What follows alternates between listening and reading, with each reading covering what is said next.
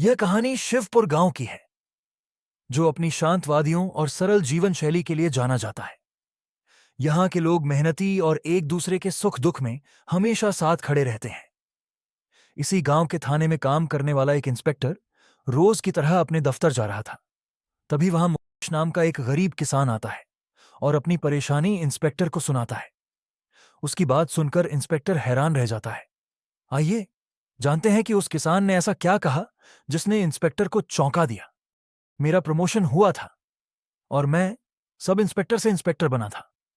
इस समय की बात है, मेरे थाना क्षेत्र का ही एक किसान मेरे पास आया और बोला, साहब, मेरे भाई को जेल में डाल दो। वह शरीर से कमजोर लग रहा था, बाल बिखरे हुए थे और होठों पर पपड़ी जमी हुई थी। मैंने उसे कुर्सी देकर बिठाया और पानी पिलाया। फिर प्रेम से पूछा, क्या माजरा है, जरा ढंग से बताओ। वह खुद को नियंत्रित करते हुए बोला, साहब, मेरा नाम गिरधारी लाल है। जब मैं 15 साल का था तब मेरे पिता का निधन हो गया था। पिता के गुजर जाने के बाद मां और छोटे भाई का पेट भरने का जिम्मा मेरे ऊपर आ गया था। मैंने अपनी पढ़ाई छोड़ दी और मेहनत मजदूरी करने लगा। उस समय छोटे भाई की उम्र 8 साल थी। उसे मैंने अपने बेटे की तरह पाला। उसे सरकारी स्कूल में न डालकर मैंने प्राइवेट स्कूल में पढ़ाया, ताकि पढ़ लिख कर वह बड़ा आदमी बन सके। मैं 12-12 घंटे तक काम करता था, ताकि भाई अच्छे कपड़े पहन सके, उसकी कॉपी, किताब और फीस के पैसे चुका सकूं। मुझे भाई से इतना प्यार था कि मेरे खुद के कोई सपने ही नहीं थे। बस दिन रात उसके बड़े आदमी बनने के सपने देखता रहता था। जैसे जैसे भाई बड़ा होता गया, उसकी फीस और किताबों के खर्चे बढ़ते गए। मेरी शादी भी एक मजदूरी करने वाली औरत से हुई। अब हम पति पत्नी दोनों मिलकर कमाते थे।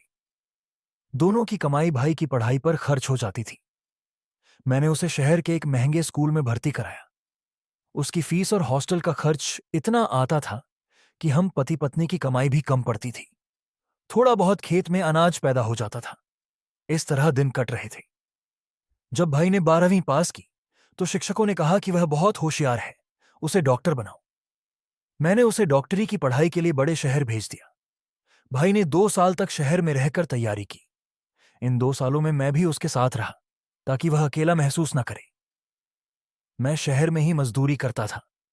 2 सालों में मैंने उसे किसी चीज की भी कमी महसूस नहीं होने दी। फिर उसका डॉक्टरी में नंबर आ गया। डॉक्टरी की पढ़ाई की फीस बहुत ज्यादा थी, मगर भाई को डॉक्टर बनाने का सपना पूरा करना था, इसलिए हमने आधे से ज्यादा खेत बेच दी। भाई डॉक्टर बन गया। इस खुशी में मैंने पूरे गांव में मिठाई बांटी। भाई को एक डॉक्टर लड़की पसंद थी, इसीलिए उसी के साथ उसकी शादी कर दी। उन दोनों की सरकारी नौकरी लग गई। दोनों दूर शहर में रहने लगे। 2-3 महीने तक उन्होंने मुझे कुछ पैसे भेजे, मगर बाद में आनाकानी करने लगे। जब मैं भाई के पास पैसे मांगने गया तो उसने कहा, भैया, शहर में एक घर बनाना है, किस्तों में एक प्लॉट लिया है, इसीलिए सारी कमाई उसी में चली जाती है। मैंने सोचा, अच्छी बात है, शहर में भी हमारा घर होगा। उसके बाद 2-3 साल गुजर गए। भाई गांव में आना तो दूर, मेरे से बात तक नहीं करता था। सारी जिंदगी भाई को बड़ा आदमी बनाने के चक्कर में मेहनत मजदूरी करते हुए गुजर गई। सोचा था, भाई कामयाब होगा तो मैं भी थोड़े दिन आराम करूंगा, मगर जरा भी आराम नहीं मिला साहब।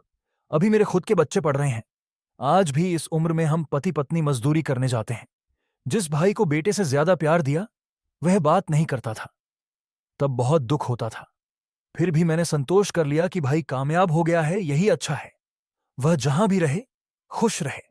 मगर वह कल ही गांव आया और बोला, भैया, मैं शहर में मकान बनाना चाहता हूं, इसीलिए अपने हिस्से की जमीन बेचना चाहता हूं। दोस्तों, अगर आपको यह कहानी पसंद आई हो तो इसे लाइक करें, अपने दोस्तों और परिवार के साथ शेयर करें और हमारे चैनल को सब्सक्राइब करना न भूलें, ताकि जब हम इस कहानी का दूसरा भाग अपलोड करें तो आपको तुरंत नोटिफिकेशन मिले। बेल आइकन को जरूर दबाएं। दूसरे भाग में जानिए कि कृष्ण ने अपने खेत की जमीन बेचकर अपने डॉक्टर भाई को पैसे दे दिए। इसके लिए जुड़े रहिए हमारे चैनल के साथ। धन्यवाद।